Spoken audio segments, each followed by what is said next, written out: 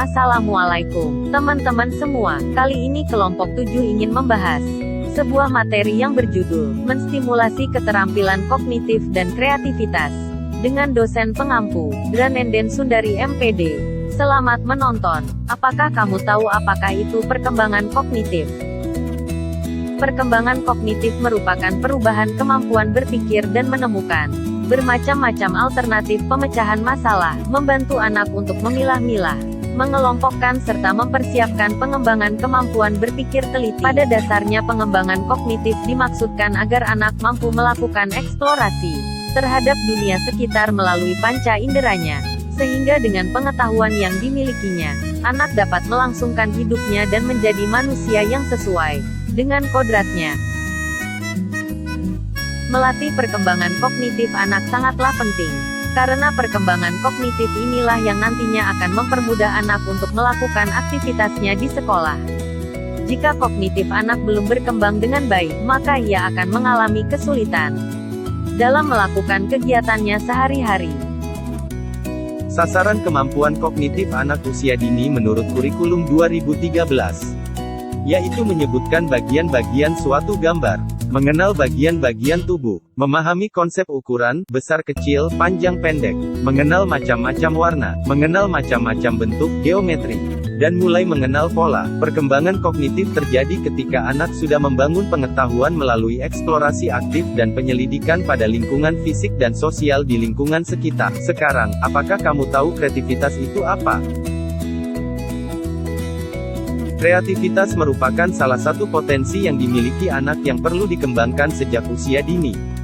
Kreativitas anak usia dini merupakan kreativitas alamiah yang dibawa sejak lahir, dan merupakan kemampuan untuk menghasilkan pemikiran-pemikiran yang asli, tidak biasa dan sangat fleksibel dalam merespon dan mengembangkan pemikiran dan aktivitas. Torrance dalam Munandar 2002 mengemukakan ciri-ciri dari anak kreatif, yaitu 1. Berani dalam pendirian dan keyakinannya. Artinya anak tidak takut untuk berbeda dalam segala hal dengan orang lain. 2. Memiliki rasa ingin tahu yang tinggi. Ini merupakan ciri yang menonjol dalam diri setiap anak. Sayangnya banyak orang tua tidak mendorong dan memfasilitasi rasa ingin tahu anaknya. Orang tua kebanyakan enggan menjawab pertanyaan anaknya, tidak sabar, bahkan ada yang memarahi anak. 3. Mandiri dalam berpikir dan dalam memberikan pertimbangan. Anak menunjukkan kemauan untuk memecahkan masalahnya secara mandiri, tidak mudah meminta saran pada orang lain sebelum dia sendiri mencoba memecahkannya. 4. Mampu berkonsentrasi secara terus-menerus dalam proyek kreatifnya. Artinya anak memiliki semangat dan energi yang besar dalam melakukan kegiatan yang diminatinya. 5. Intuitif. Artinya dalam memecahkan suatu masalah anak tidak hanya berdasar pemikiran rasional, tetapi juga alam bawah sadarnya. 6. Memiliki keuletan yang tinggi. Artinya mereka tidak pernah putus asa. 7. Mereka tidak begitu saja menerima pendapat orang lain, termasuk figur otoritas, jika tidak sesuai dengan pendirian dan keyakinannya. 8. Memiliki kepercayaan diri yang cukup tinggi. Mereka berani mengekspresikan dirinya dan memiliki keyakinan bahwa mereka bisa menyelesaikan masalah yang sedang dihadapi. Faktor-faktor yang memfasilitasi perkembangan kreativitas, Gates-Wiki, 2007/141, antara lain. 1. Dukungan terhadap tingkah laku dan rasa ketertarikan anak dapat tersampaikan dengan baik. 2. Bahan-bahan yang siap digunakan, tersedia dan tak terbatas bagi anak pada semua area di dalam ruang kelas, terpajang dengan indah dan masuk akal. 3. Pengalaman yang mempersilahkan anak untuk menikmati berbagai bentuk ekspresi kreatif. 4. Memperhatikan estetika dan keindahan dalam merancang kelas, yaitu penyimpanan bahan-bahan dan penggunaan kelas untuk memajang hasil kerja anak. 5. Lebih menekankan keindahan kelas yang berasal dari bahan-bahan alam daripada menciptakan ruang kelas yang dipesan melalui katalog. 6. Memberikan informasi kepada keluarga tentang perkembangan kreativitas anak-anak mereka. Cara untuk mendorong kreativitas anak. 1. Memberikan waktu luang bagi anak. Ketika orang tua memberikan waktu luang untuk bermain pada anak, sebenarnya anak mendapatkan kesempatan untuk mengembangkan potensi kreativitas serta imajinasinya dan juga anak berkesempatan untuk menciptakan sesuatu yang baru. 2. Anak mendapatkan pembelajaran untuk mengambil resiko. Seringkali anak belum mengetahui apakah ide-ide yang ada di dalam pikirannya benar atau salah. Ketika ada kesempatan, anak akan mencoba untuk menuangkan ide-idenya melalui kegiatan yang dilakukannya.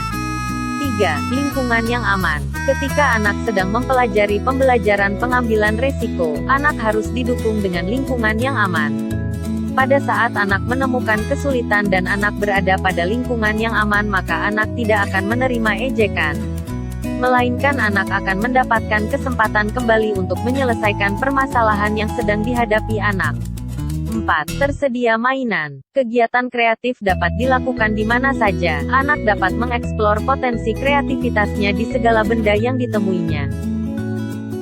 Kognitif dan kreativitas anak dapat dilatih dengan berbagai kegiatan, salah satunya dengan kegiatan bermain. Bermain merupakan sarana bagi anak untuk mengembangkan kognitifnya. Melalui bermain, anak dapat menganalisis berbagai situasi atau benda dan mencoba menemukan cara baru untuk menatanya kembali.